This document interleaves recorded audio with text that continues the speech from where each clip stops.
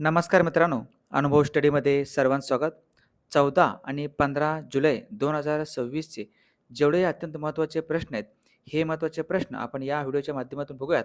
Video खूप महत्त्वाचा ठरणार आहे. शेवटपर्यंत व्हिडिओ नक्की बघा आणि 2 दिवसाचे जे चालू घडामोडीचे प्रश्न आहेत, हे भरपूर प्रश्न आपण कव्हर करणार आहोत. त्यामुळे हा व्हिडिओ कदाचित व्हिडिओची जी काही साईज आहे, ती देखील मोठी होऊ शकते. मात्र तुम्हाला व्हिडिओ व्यवस्थितपणे बघून घ्यायचा आहे. रोज सकाळी 6 वाजता हा व्हिडिओ आपण बघत असतो. तुम्ही जर नवीन असाल तर चॅनल सबस्क्राईब करा. तुमच्या मित्रापर्यंत लिंक शेअर करा. जर व्हिडिओ आवडला तर व्हिडिओला लाईक जरूर करा. बघूयात अत्यंत महत्त्वाचा पहिला प्रश्न. तत्पूर्वी मागच्या लेक्चरमध्ये जो शेवटचा प्रश्न विचारला होता त्याचं उत्तर अगोदर आपण जाणून घेऊयात. नुकतेच केरळ कृषी विद्यापीठाने विशेषतः केरळच्या हवामानासाठी विकसित केलेली एक KAU तेजस्विनी हे कसे जात आहे?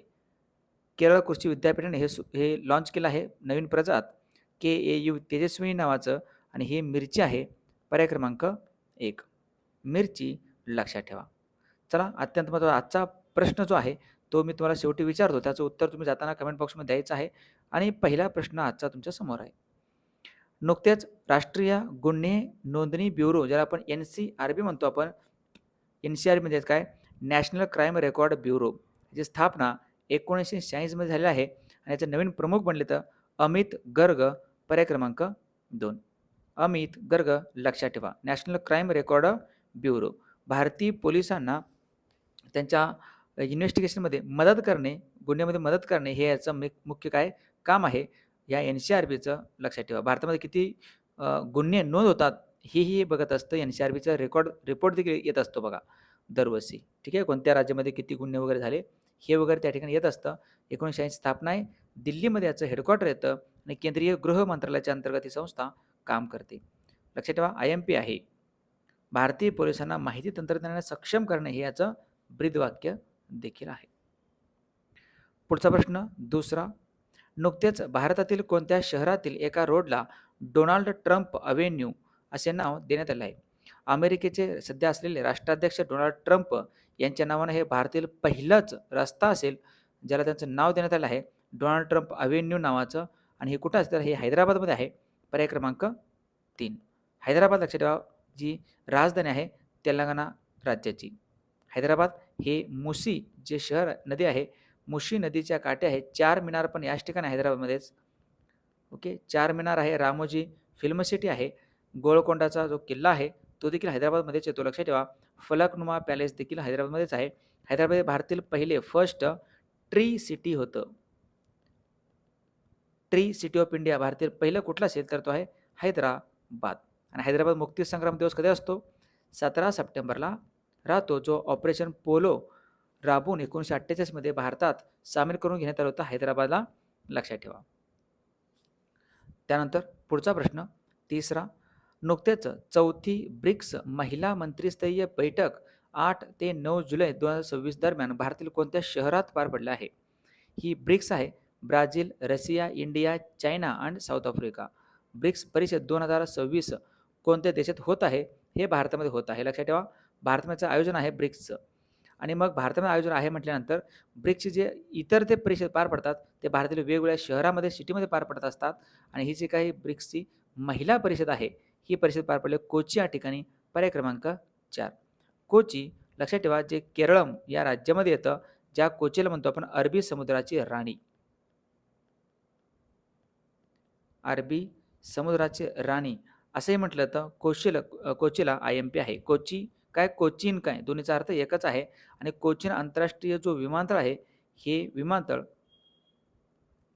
कोचीन आंतरराष्ट्रीय विमानतळ जे आहे ते भारतातील पहिलं विमानतळ आहे जो 100% सौर ऊर्जेवर चालणारं होतं. लक्षात ठेवा.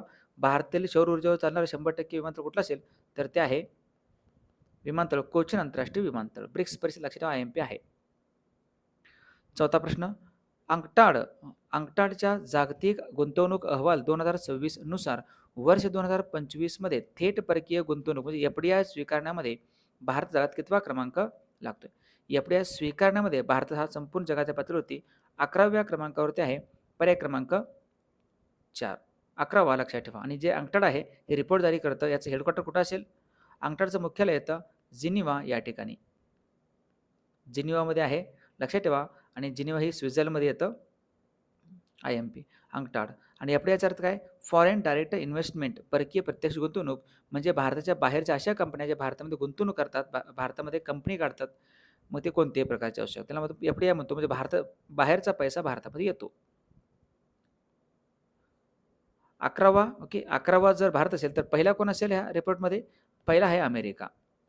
पहिला आहे अमेरिका, लक्षात ठेवा. नेक्स्ट 5वा प्रश्न. नुकतेच जम्मू आणि काश्मीरने अलीकडेच पहिल्यांदाच उत्कृष्ट दर्जाच्या अरेको चेरी आणि सेंट्रोज पल्मची कोणत्या देशाला निर्यात केलेली आहे? ही जम्मू काश्मीरचे वैशिष्ट्य आहे.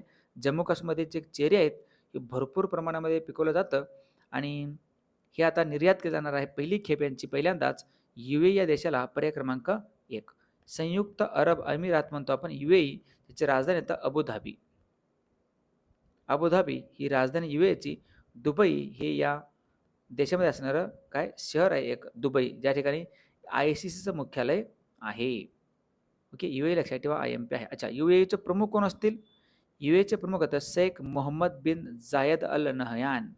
शेख मोहम्मद बिन जायद अल नहयान हे आहेत UAEचे सध्याचे राजे किंवा प्रमुख. ही जम्मू काश्मीर आहे. जम्मू काश्मीरची राजधानी काय असेल? जम्मू काश्मीरची राजधानी तर श्रीनगर. श्रीनगर ही जम्मू काश्मीरची राजधानी आहे, लक्षात ठेवा. पुढचा प्रश्न 6वा. नुकत्याच खालीलपैकी कोणत्या राज्यातील मलिहाबादी आंब्याला GI टॅग मिळालेलं आहे? मलिहाबादी आंब्याला GI टॅग भेटले, लक्षात ठेवा. आणि हे कुठल्या राज्यातील असेल तर ते आहे उत्तर प्रदेश, पर्याय क्रमांक 1. उत्तर प्रदेश IMP आहे. नुकत्याच एक बंगनपल्ली आंबा आहे. नुकताच एक आंबा प्रसिद्ध होता, बंगनपल्ली. बंगनपल्ली आंबा जो आंध्र प्रदेशमधील बंगनपल्ली आंबा आहे, याचं निर्यात पहिल्यांदाच आपण केलं होतं कोणत्या देशामध्ये? सिंगापूरमध्ये. सिंगापूरला पहिल्यांदाच बंगनपल्ली आंबा जो आहे तो पाठवण्यात आलेला आहे, हेही विसरू नका. IMP आहे. उत्तर प्रदेश. मग उत्तर प्रदेश विषयी जे अधिक पॉईंट आहेत त्या आपण एकदा काय करूयात, चर्चा करूयात. राजधानी काय असेल उत्तर प्रदेशची? उत्तर प्रदेशची राजधानी आहे लखनौ आणि उत्तर प्रदेशची निर्मिती आहे 24 जानेवारी 1950. मुख्यमंत्री आहेत योगी आदित्यनाथ. राज्यपाल आहेत आनंदीबेन पटेल. विधानसभा सदस्य 403 आहेत. विधान परिषद सदस्य 100, लोकसभा सदस्य 80, राज्यसभा सदस्य 31. राज्य प्राणी आहे बाराशिंगा आणि संयुक्त प्रांताचं नाव बदलून उत्तर प्रदेश करण्यात आलं 1950 मध्ये. घ्या पुढचा प्रश्न 7वा. नुकतेच खालीलपैकी कोणत्या राज्यातील 700 वर्ष जुने जगातील सर्वात जुने वृक्ष म्हणून वडाच्या झाडाला घोषित करण्यात आले? कोणत्या राज्यातील हे वड आहे, वडाचं वृक्ष आहे जो सर्वात जुना आहे? सर्वात जुना म्हणजे किती वर्ष? 700 वर्षापूर्वीचा आहे. मुंगेर या जिल्ह्यामध्ये, लक्षात ठेवा. जिल्हा कुठला असेल? मुंगेर. आणि मुंगेर जिल्हा कुठे येतं? बिहार राज्यामध्ये, पर्याय क्रमांक 2. बिहार राज्याचे ज्याची राजधानी आहे पाटणा. हे वडाचं झाड आहे, खूप खूप प्रसिद्ध आहे. बॅनियन ट्री म्हणतो आपण वडाचं झाड. आणि वडाचे झाड हे वटवृक्ष ज्याला म्हणतात. वटवृक्ष हे जो आपले रयत शिक्षण संस्था आहे, या रयत शिक्षण संस्थेचं काय आहे? रयत शिक्षण जी संस्था आहे, या रयत शिक्षण संस्थेचं बोधचिन्ह देखील आहे, लक्षात ठेवा, वटवृक्ष. आणि हे जे काही सर्वात जुनं आहे 700 वर्ष, तर हे ओळखलं कसं? तर एक पद्धत आहे कार्बन डेटिंग पद्धत. कार्बन डेटिंग पद्धत एखाद्या वस्तूचे वय ओळखण्यासाठी कामाला येतं, ज्याचा शोध लावला होता लिबी, विलार्ड लिबी नावाच्या शास्त्रज्ञाने शोध लावलाय. त्यामुळे त्यांना नोबेल पुरस्कार देखील भेटलं होतं. मग बिहार राज्याविषयी अधिक पॉईंट चर्चा करूयात आपण. राजधानी आहे बिहारची पटना. मुख्यमंत्री येतात सम्राट चौधरी. राज्यपाल येतात सय्यद अता हसनैन. विधानसभा सदस्य आहेत 243. विधान परिषद सदस्य 75. लोकसभा सदस्य 40. राज्य प्राणी गौर आहे. राज्य फूल आहे झेंडू. आणि राज्य पक्ष आहे चिमणी. बिहार राज्याच्या मध्यातून ही वाहणारी नदी आहे, ही नदी आहे गंगा. गंगा लक्षात. आणि ही जी नदी इथून येते, ही नदी कोणती असेल? ही आहे कोसी. कोशी नदी, ज्याला बिहारचे आपण दुःखाश्रू असं म्हणतो. पुढचा प्रश्न 8वा. नुकतेच खालीलपैकी कोणत्या ठिकाणी मानस आणि महाभारत नावाचे आंतरराष्ट्रीय सभ्यता अभ्यास केंद्र उघडण्यात आलेलं आहे?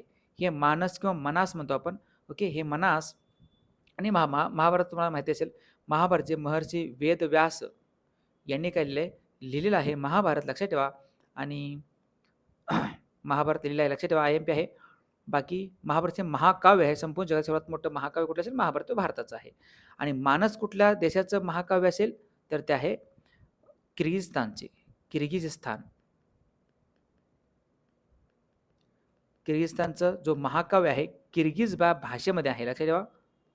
किर्गिज या भाषेत आहे मानस नावाचं महाकाव्य आणि याचा अभ्यास केंद्र आता उघडण्यात आलेलं आहे बिश्केक या ठिकाणी, पर्याय क्रमांक 3. जी राजधानी आहे किर्गिझस्तानची बिश्केक. अच्छा, भारत व किर्गिझस्तान कोणता युद्धाभ्यास करतात का साजरा?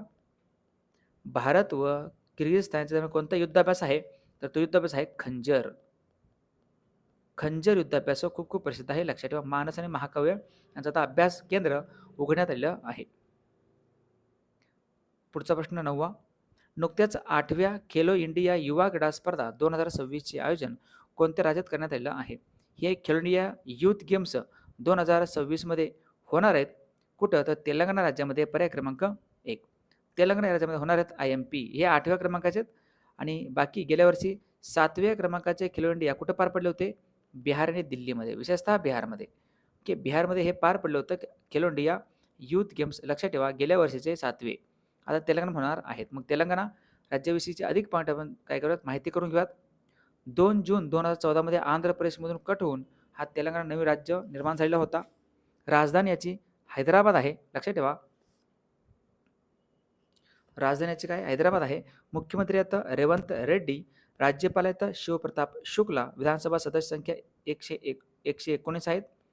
विधान परिषद सदस्य 40, लोकसभा सदस्य 17, राज्यसभा सदस्य 7 आणि राष्ट्रीय उद्यानात कासू ब्रह्मानंद रेड्डी, महावीर हरिणा वनस्थली आणि मृगमती. चला, तुम्हाला एक कमेंट बॉक्समध्ये उत्तर विचारतो. सर्वांनी त्याचं उत्तर येत असेल तर कमेंट बॉक्समध्ये द्यायचं आहे. सध्या भारतामध्ये कोणत्या कोणत्या राज्यात विधान परिषद अस्तित्वात आहेत?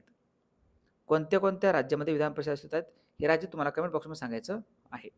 चला, पुढचा प्रश्न 10वा.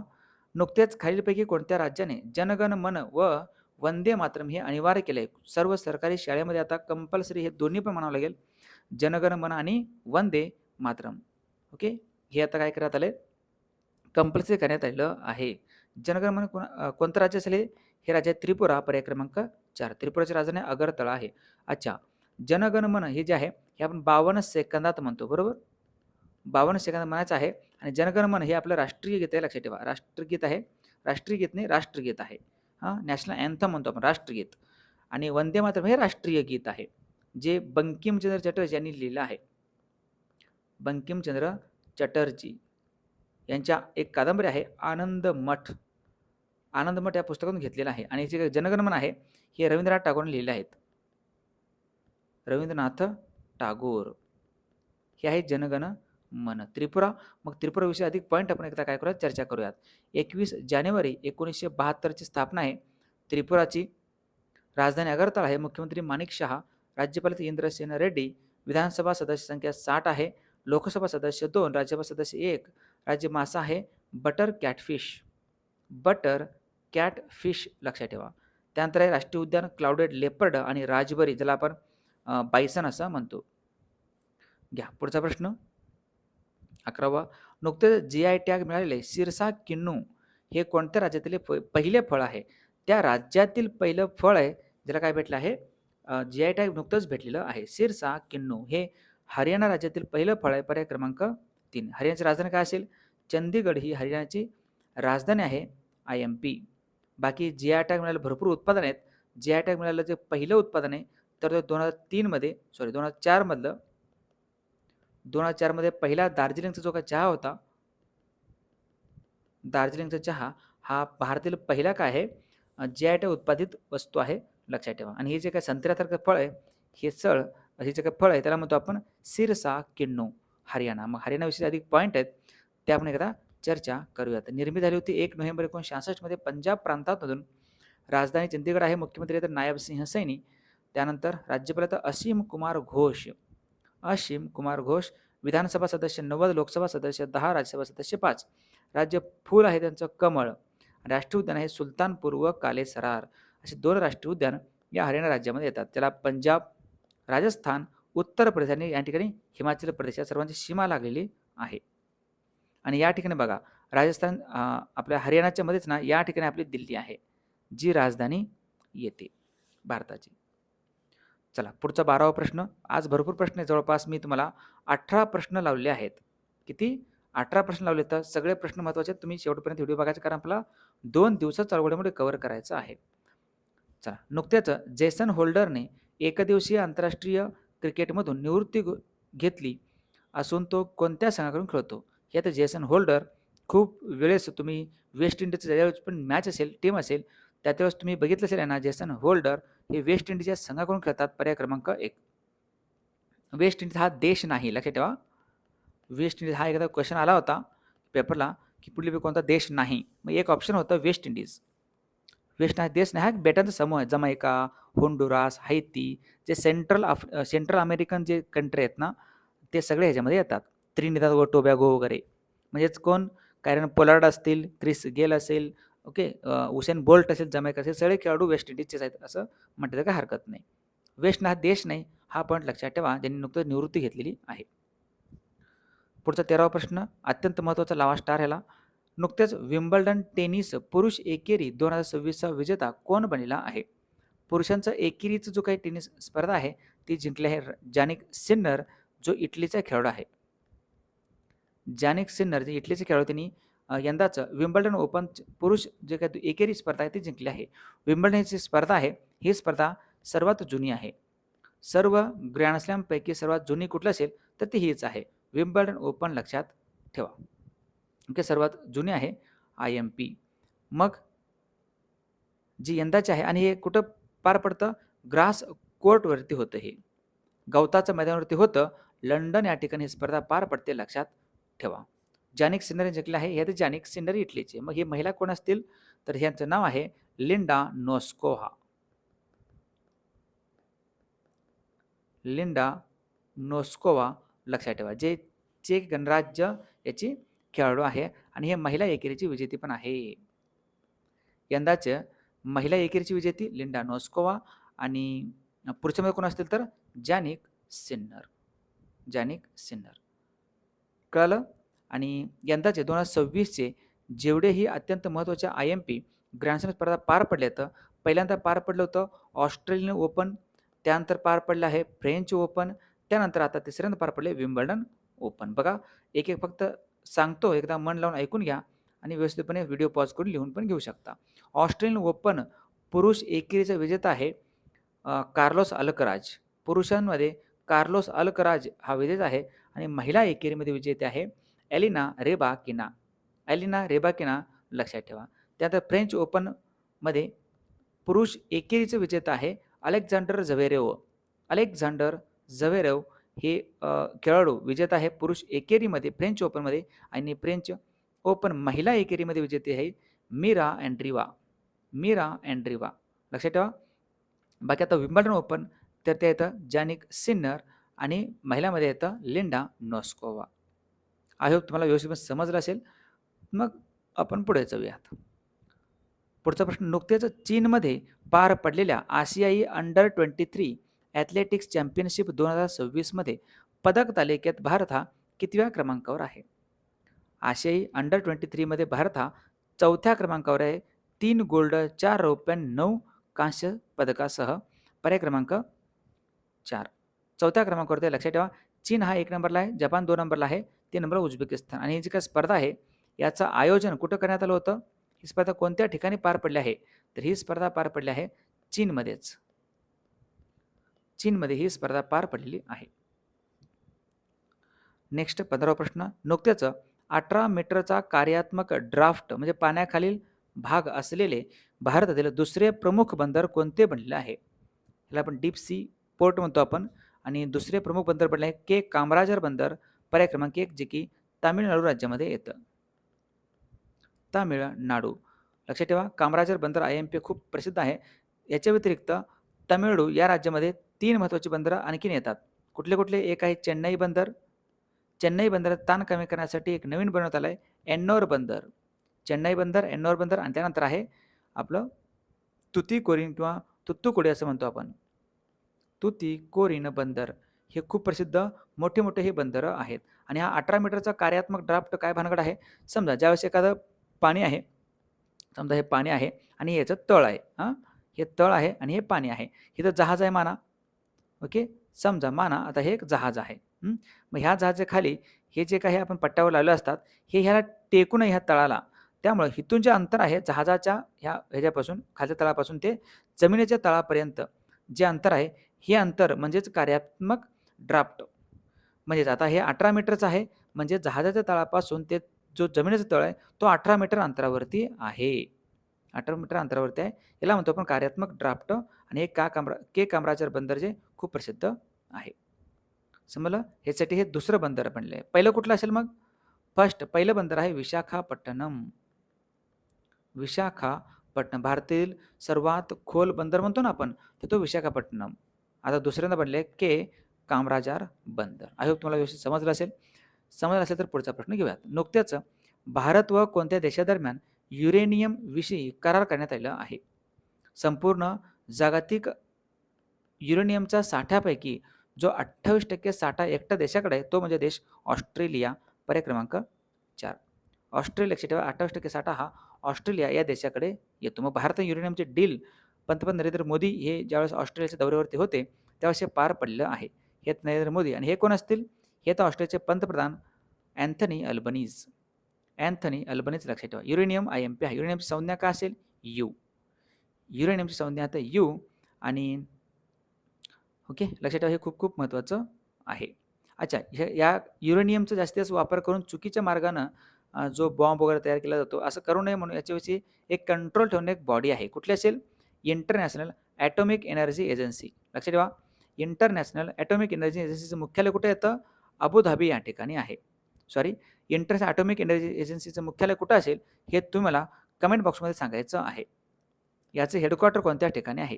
इंटरनॅशनल ॲटॉमिक एनर्जी एजन्सी, आंतरराष्ट्रीय अणु ऊर्जा आयोग असं आपण त्याला म्हणतो, एजन्सी असं आपण म्हणतो. ह्याचं उत्तर कमेंट बॉक्समध्ये मला सांगून टाका.